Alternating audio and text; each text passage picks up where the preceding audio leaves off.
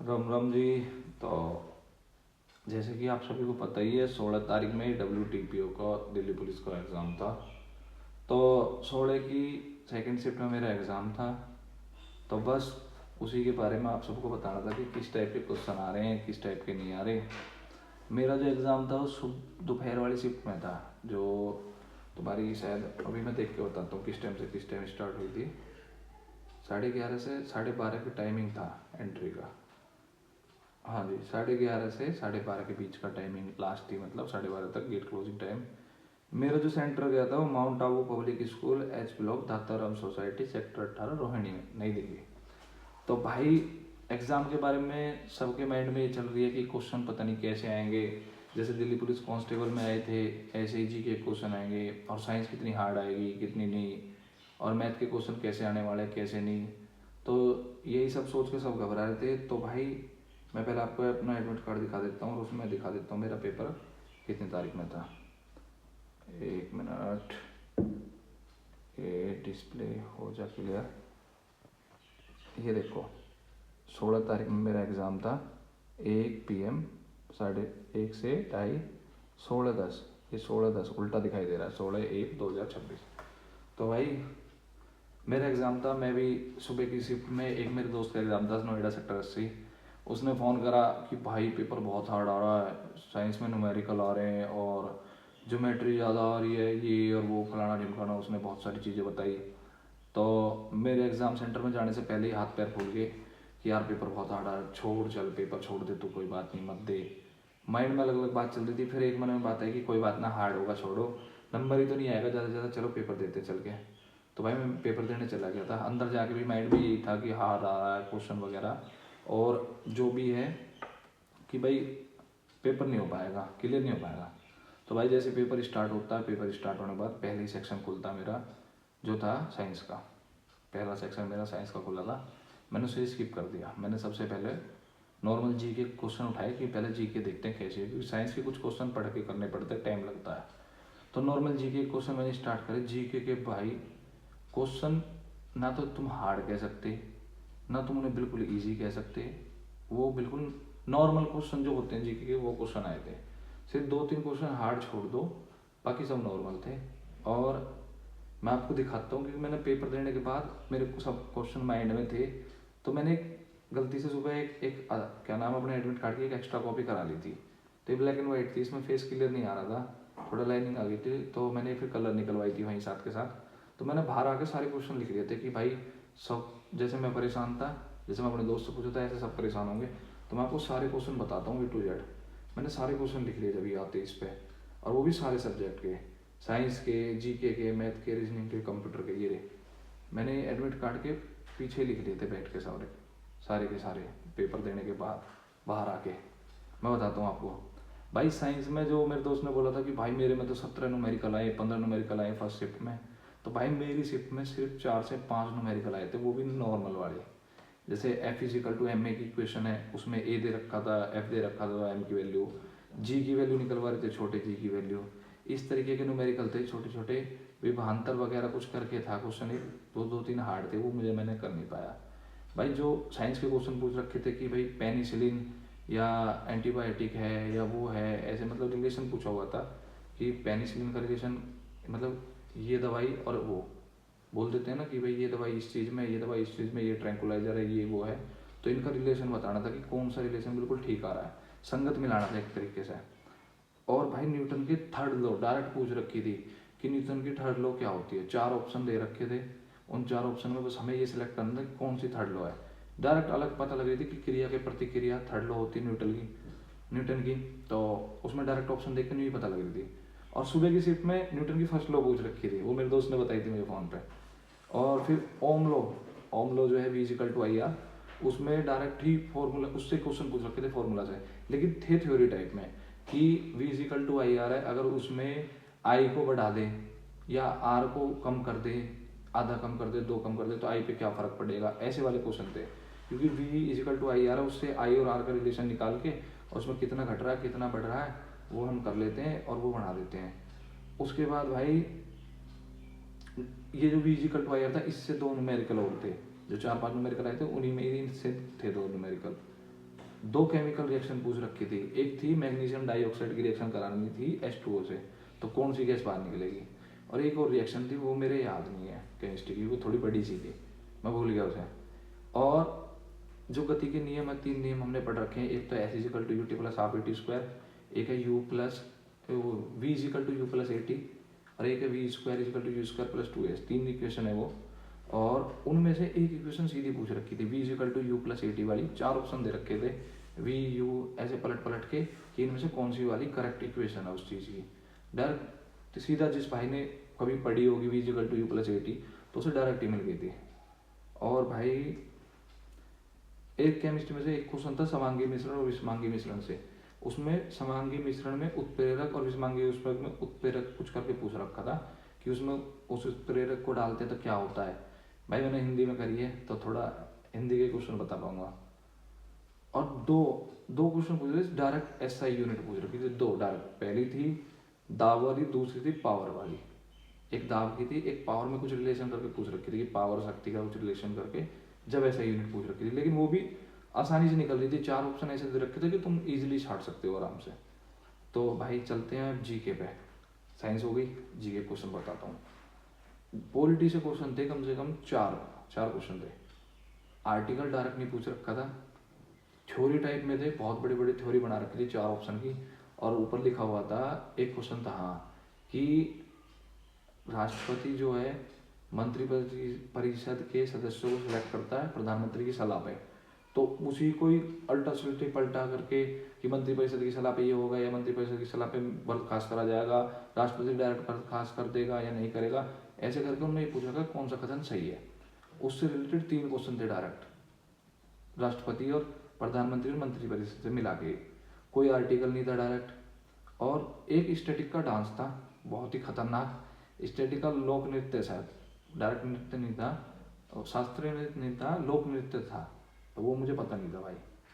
और फिर चोल वंश का एक क्वेश्चन आया था हिस्ट्री का, उसमें पूछ रखा था कि चोल वंश में जो स्कूल के निर्माण के लिए भूमि दान दी जाती थी, उस भूमि का क्या नाम होता है, अब नाम मेरे को पता नहीं था। और भाई स्टैटिक में 2 बुक आई थी, लेकिन बुक पूछने का तरीका अलग था। उन्होंने पूछा हुआ था इस बुक को कौन सा अवार्ड मिला हुआ है, संगत मिला हो कि कौन सी बुक को कौन सा अवार्ड सही है, इस बुक को ये अवार्ड मिला तो इसके साथ सही संबंध है, या इस बुक को ये अवार्ड मिला तो इसके साथ सही संबंध रखता है नहीं रखता, ये पूछ रखा था डायरेक्ट। और प्राइम मिनिस्टर की स्कीम पूछ रखी थी सीधी कि प्रधानमंत्री 50 करोड़ लाभार्थियों को किस स्वास्थ्य स्कीम से लाभ हुआ है। और ऑप्शन सुनो भाई, उज्ज्वला योजना, जन धन योजना, आयुष्मान भारत योजना, भारतीय स्टार्टअप योजना, ऐसे ऑप्शन दे रखे थे कि बंदा इजीली छाट लेगा कि आयुष्मान भारत योजना। तो भाई प्रधानमंत्री जन धन जो मैंने बताया स्कीम वाला, उसके बाद जो इको से 2 क्वेश्चन है, FDI FPI, थ्योरी टाइप में तक कि ये क्या करते हैं क्या नहीं और कौन कंट्रोल करता है उस टाइप में, कौन सा कथन सही है। हिस्ट्री में से एक क्वेश्चन था, मेरे याद नहीं है कौन सा था कौन सा नहीं, मैं भूल चुका हूँ, मैंने लिख लिया था कि हिस्ट्री में से बस एक था। आ जाओ कंप्यूटर बताता हूँ, कंप्यूटर कितना, सब कह रहे हार्ड आ रहा है। ईमेल से 4 से 5 क्वेश्चन थे डायरेक्ट ईमेल के, कि भाई कोई मेल भेज रहे हैं तो उसे सिक्योर कैसे करेंगे, और कोई हमारे पास बहुत सारे मेल है उनमें से हमें किसी पर्टिकुलर मेल को सर्च करना है तो क्या करेंगे, ऐसे थे। एक्सेल का एक एक्सटेंशन पूछ रखा था .docx है किसी फाइल का नाम, और उसको हमको चेंज करना है तो हम उसे कैसे रीनेम करेंगे। और एक फॉर्मूला वाला क्वेश्चन था, A1 से A10 सीरीज अगर जोड़ने पर यस B1 B2 आता है तो कौन सा फॉर्मूला लगेगा, फॉर्मूले दे रखे थे। और भाई एक ये रूल था कि अगर किसी वर्ड को सिलेक्ट करना है तो माउस से कैसे करेंगे, एक सिर्फ वर्ड को, क्योंकि डबल क्लिक करने पे सिलेक्ट हो जाता है एक वर्ड, कुछ ऐसे वो वाला क्वेश्चन था। और एक डॉक्यूमेंट का डायरेक्ट रीनेम चेंज करना था कि फाइल को बिना ओपन करे, कोई फाइल है हमारे पास उसको बिना ओपन करे उसको रीनेम करना है तो वो कैसे करोगे। चलो तो कंप्यूटर पर चलते हैं ज्योमेट्री, इसके मैथ पे। मैथ हार्ड थी, मैथ में कह नहीं सकता क्योंकि मेरी थोड़ी ज्योमेट्री कमज़ोर है, मैथमेटिक वाला बंदा था, लेकिन मैंने ज्योमेट्री के एक दिन पहले 2-3 क्लास देखी थी, पर मैंने थोड़ा नॉर्मली कर लिया था। 4-5 क्वेश्चन मेरे छूट गए फिर भी मैथ में। 7 से 8 क्वेश्चन थे भाई ज्योमेट्री के, 8 क्वेश्चन बहुत बैठते हैं। और भाई WTP का पेपर है तो ज्योमेट्री का नहीं, एडवांस मैथ आता है। और भाई जो स्पर्श रेखा वाले क्वेश्चन होते हैं, सर्कल और स्पर्श ट्रांसवर्स रेखा कुछ ऐसे करके होते हैं, दूरी निकाल के और रेडियस एक सर्कल की 2 से सर्कल की, वो वाले क्वेश्चन थे। 7 से 8 टोटल थे वो।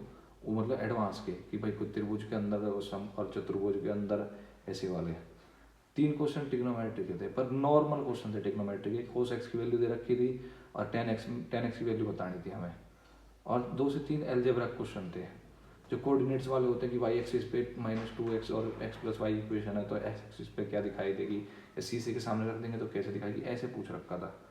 और एक क्वेश्चन था डिविडेंड रूल से मैथ में, बहुत आसान, 200 में से 40 घटाओ तो जो बचता है उसको 20 से भाग दो तो कितना आंसर आएगा। एक क्वेश्चन सिंपल ऐसे था।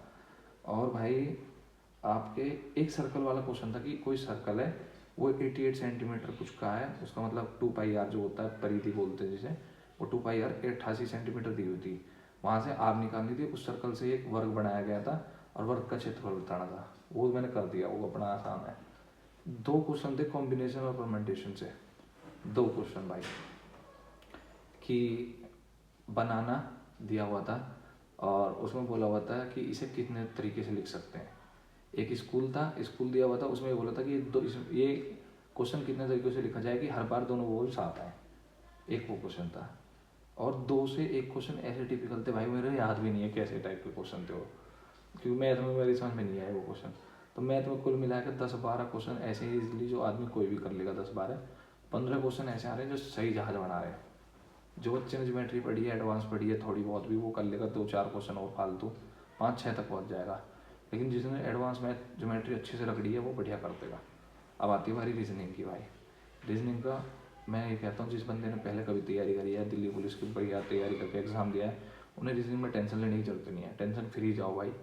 नॉर्मल रीजनिंग आ रही है बहुत, जैसे दिल्ली पुलिस कांस्टेबल में आई थी, उससे बस एक लेवल अलग है कि उसमें सिटिंग अरेंजमेंट के जो क्वेश्चन दे रखे हैं ना, और एक ब्लड रिलेशन का क्वेश्चन है, ब्लड रिलेशन का, वो थोड़ा सा माइंडेड है, टाइम टेकन है।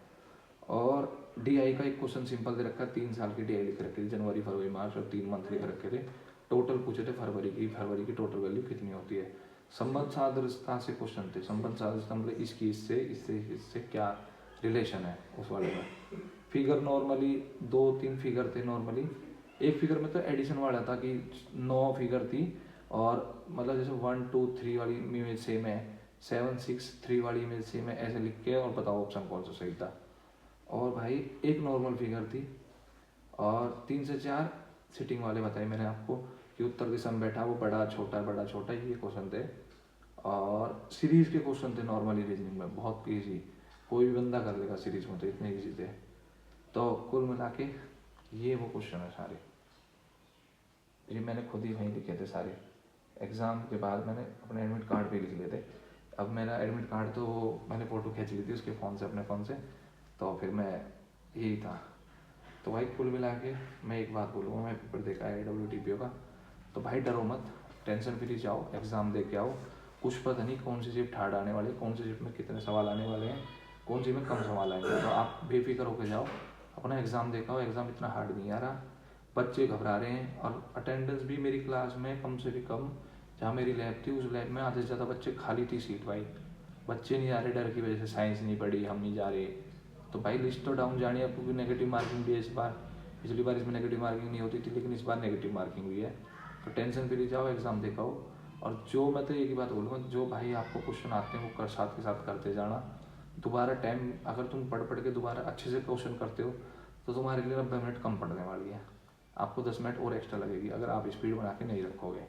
और जिसको कोई मतलब ही नहीं हो तो 10 मिनट में 100 के 100 क्वेश्चन कर देगा और अपने घर आ जाएगा। एक मेरी लैब में था एक लड़का, पेपर देने के बाद जैसे हम बाहर आए थे, तो एक लड़के मेरे से बोलता, भाई मैं तो भूल गया था कि इसमें नेगेटिव मार्किंग नहीं है। उसने जो बोला कि मैंने 100 के 100 कर दिए। भाई मैं क्या 100 के 100 क्यों कर दिए तूने, नेगेटिव मार्किंग एग्जाम में? तो बोल रहा है नेगेटिव मार्किंग थी। मैंने कि हाँ भाई नेगेटिव, हरियाणा साइड का था। मैंने कि हाँ भाई नेगेटिव मार्किंग थी। अरे यार मैं तो पिछली बार की तरह सोचा था कि पिछली बार नेगेटिव मार्किंग नहीं थी, तो अब की बार भी नहीं होगी। तो भाई ओवरऑल यही रिव्यू है, सारे क्वेश्चन बता दिए आपको। तो भाई लग जाओ तैयारी में, जिसका लेट एग्जाम है 20 तारीख में या बाद में, तो अच्छे से पढ़ो भाई, ज़्यादा हार्ड दिमाग पे टेंशन मत दो। जिसका भी एग्ज़ाम हो, जो एग्ज़ाम देने ज़रूर जाओ, एग्ज़ाम देने ज़रूर पहुँचो, और एग्ज़ाम देखा हो लिस्ट शायद डाउन ही रहेगी। बाकी देखते हैं जो हमारे नसीब में होगा। पेपर दिया है अपनी तरफ से पूरे अच्छे से। अच्छा तो मिलते हैं फिर किसी और एनालाइज में। राम राम जी।